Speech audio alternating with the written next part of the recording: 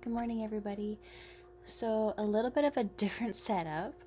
Um, so, I decided that I would try the tarot, and I also still wanted to use oracle cards. I apologize for voice. I just got up, and I felt like I needed to do this for you guys right now.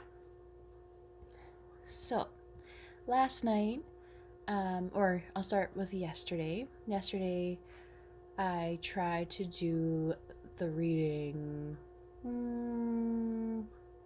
2 times, and it wasn't working out. The first time I was able to get a reading out. I'm so sorry. I was able to get a reading out, and when I went to go rewatch it, I just couldn't get over the fact that I sounded so drained, because I did.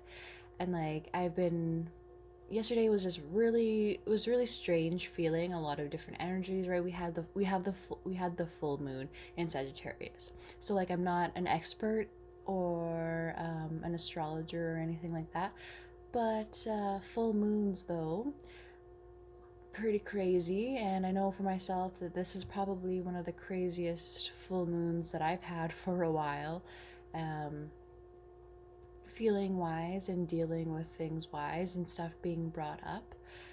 But it was needed, obviously, right? So like I said, the first couple of readings, the second, oh my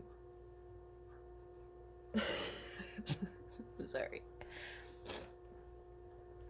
So the second reading I tried to do yesterday, it just was not happening. I tried to do the tarot, strictly just the tarot, and yeah, I had a lot of technical problems. My video would cut in and out, and I was dropping my phone everywhere, and cards were flying everywhere. It just was so messy. So, scratch that one. And so I wasn't even gonna do a reading last night, because I was gonna maybe just do one this morning or whatever, but I was called to do one last night. I felt like it was probably the right time. I was doing yoga and stuff like that already, and meditating and prepping and setting intentions for full moon. So I thought hey, might as well. I'm thinking that this is the right time to do so. So I had pulled myself a couple crystals. Again, I'm sorry guys, I don't know 100% what all of these are and what their meanings are. I picked them according to how I feel. So I also noticed that they are all green. Green is connected to the heart chakra. So when I went to go pick my cards and talk about the reading and pick the crystals, I had it in my heart to be able to receive the love that I give out, right? So receiving love just as much as I'm giving love. You can't give from an empty cup, so you have to be able to take care of yourself, and you have to be able to bring in any love that you're giving out too. You can't just take love, you can't just give love. Taking love is also a very important part, and it's actually harder than you think. Right? We have so many walls built up around us, and it's hard to let down those walls, to be able to be open enough to bring in whatever love and situation that we need to bring in. So thank you to everybody who voted. I really appreciate that, and it was kind of fun. So for the most part, people voted for the tarot. So like I said, I tried to do the tarot yesterday, but it was super weird and hard, and it was really lengthy, I found too. Sorry if this one's a lot of talking, but know that like all the cards were pre-shuffled. I left, like everything is the exact same. Um, so what the tarot kind of is a little bit of energies or situations that we can deal with, or what we are dealing with. That's how I read the tarot. So like I said before, like I'm not going to be able to tell you your future and who's coming into your life and what time and all this kind of stuff, but it can be different situations that can be brought up that you are going to be dealing with or feeling. And I like to really incorporate the this one is the Native Spirit Oracle cards by Dennis Lynn. And these are my favorite, like my all-time favorite. They have such beautiful messages to them, and it really helps with the healing process.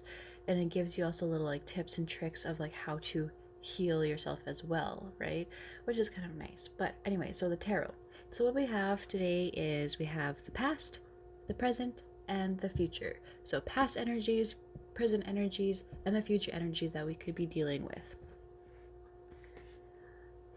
So right off the bat, when I was shuffling,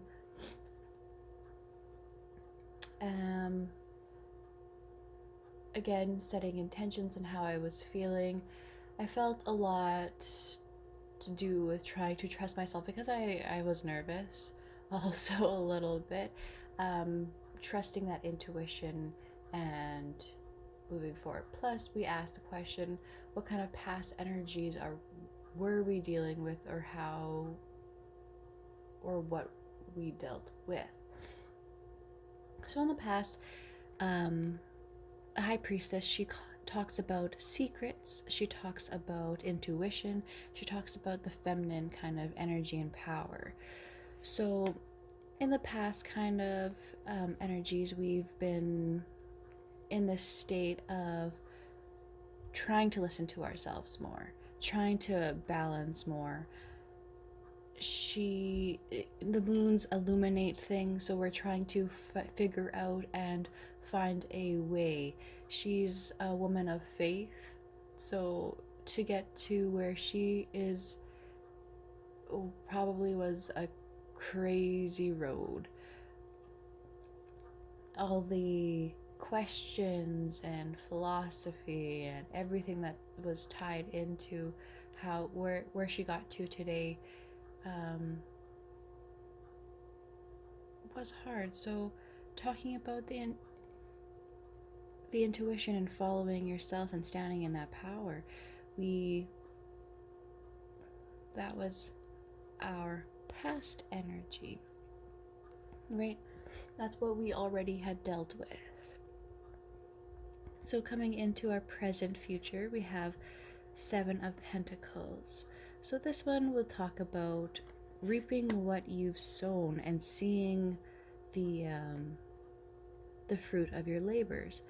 But because it's in reverse, not saying that anything is bad when anything is in reverse, but it could just have a different meaning.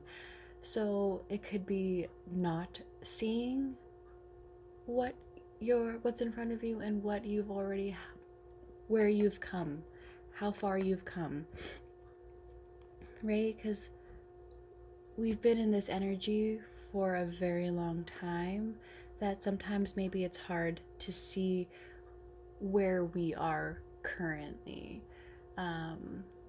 All the hard work that we've put in it, or maybe we just don't want to see what kind of plants came from the seeds that we've already planted weeks ago, months ago, years ago. Oh my god, sorry, that was really gross. But so right now we're in a current energy where things can be difficult, and for us to almost like refocus.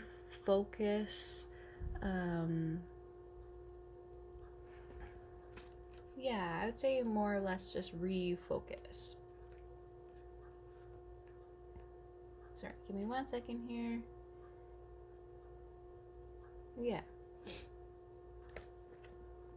Um, so our future energy is seven of wands, and what this is kind of really telling me is that there's still more to go.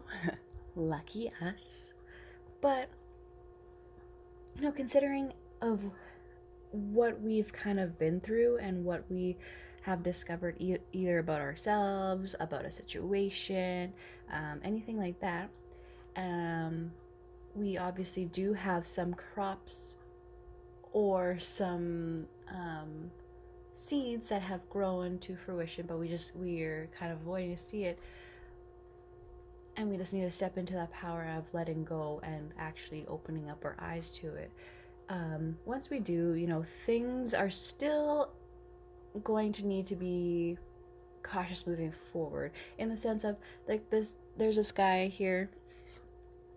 He's holding his wand and he's surrounded by wands. There's still fighting to be done. He's in the middle of a war and fighting and protecting himself. He still looks kind of concerned that there's still stuff to do and he still has those walls up. But again, remember, don't let that stop you from receiving the love. Practice yoga, heart opening chakras,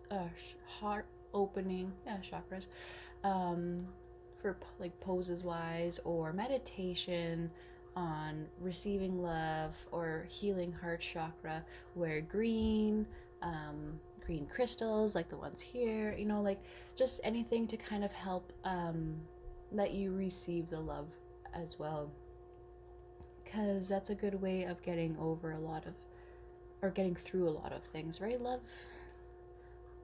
Love is powerful. Whether it's self-love, whether it's love from your children, whether it's love from your family, whether it's love from a partner, all love is important, and it's needed for us to kind of have that little bit of faith, right? That things we're here to experience. We're here to experience, and love is one of those experiences that feel amazing and keep you going and make you happy, and everybody deserves happiness. Okay, so I'm gonna quickly go on to my native spirit cards. So these ones, they came out together, so I decided to take them anyways, and I love them. So Elder, I'm just gonna read from a book here, just because I'm not 100% familiar with all the cards yet. I haven't had those two cards before. This is a fairly new deck, so we're just gonna kind of read into it.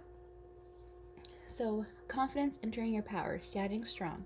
You are a leader, step into the light. Let your truth be heard and felt by others. Make a stand in life. You carry deep inner wisdom. You are a teacher and a leader in the deepest sense of words. You are a beacon for others. So, elders are looked to for advice and leadership.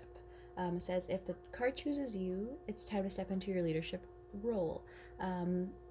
The elder walks the path, stomps the grass down, and throws the boulders out of the way so that the path is easier for others.